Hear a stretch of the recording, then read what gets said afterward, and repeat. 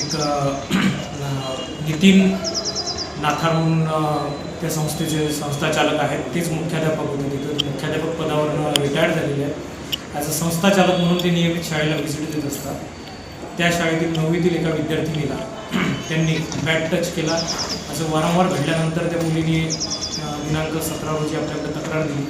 त्यावरून नितीन नाथाळ यांच्याविरुद्ध पोलीस स्टेशनला कलम 74, 75, 79 BNS आणि 8-12 पोस्को अंतर्गत गुन्हा दाखल करण्यात आला.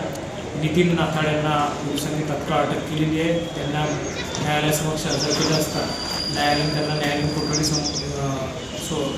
सुनावलेली आहे आणि पुढील तपास PSI मिश्रा साहेब करीत आहे.